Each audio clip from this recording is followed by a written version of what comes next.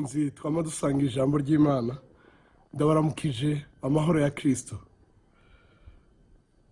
Twama dusangire ijambo riri mu gitabo ca Esteri igice 8 umurongo wa 15 gushika kwa 17. Handitswe ngo maze Moridekayi arasohoka ava imbere y'umwami yambaye imyambaro y'ubwami y'amasufe n'iyera n'igitsibo kinini c'izahabu n'imvune yera nziza y'inyambarabami.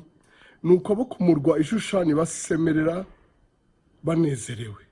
Abayuda nabo gica kireyuka baranezerwa barahimbagwa bagira icubahiro. Maze mu gihugu cose no mu gisagara cose cagezwe c'umwami n'ivyo yashinze vyashika, Abayuda baranezerwa bagahimbagwa bagatumirana bakagira umunsi mukuru. Maze abantu benshi bo mu mahanga yo muri ico gihugu batora idini y'Abayuda, kuko Abayuda bari babateye ubwoba. Mukundi uri kuradukurikira, ijambo ngomba ko dusangira ari ku murongo wa 16 tuvuga ngo Abayuda nabo gica kireyuka baranezerwa barahimbagwa bagira icubahiro. Mu minsi heze umutambukanyi wanje yabasangije ijambo ryo mu gitabo ca Esteri, aho yavuga ngo andika kuko umwami yakwemereye, wandike mw'izina ryiwe, wandike mu bubasha bwiwe. Imana ishimwe cyane.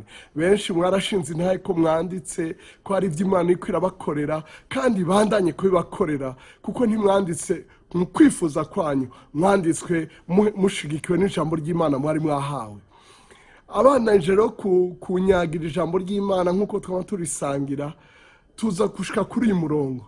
Ndavuga nti reka na jewe mbarira abantu kuri uyu murongo.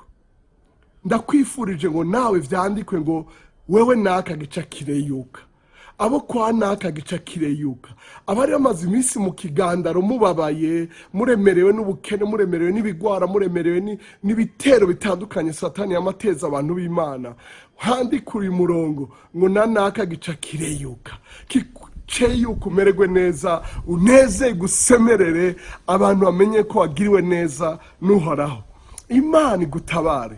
Imana yagiye ibidukorera kenshi kireyuka, mu muryango wanje, mw'ishengero ndimo, mu kazi no mu bavukanye, ni kenshi cagiye ceyuka. Ndakwifurije ngo nawe ceyuke uyu munsi, muri iyi ndwi, muri uku kwezi, muri uyu mwaka, muri iyi saha, muri uyu munota, muri iyi segonda, nawe ceyuke, bazavuge ngo kwa naka ceyutse, ntuzeye ceyutse, kwa ntuzeye ceyutse, wa mwigeme ceyutse, wa musore ceyutse, wa mukozi w'Imana ceyutse. Imana iguhezagire, ikoreshe arabategetsi, arabarongozi bawe, uwo ari wese afise ububasha bwo gutuma ceyuka, Imana imukoreshe ceyuke.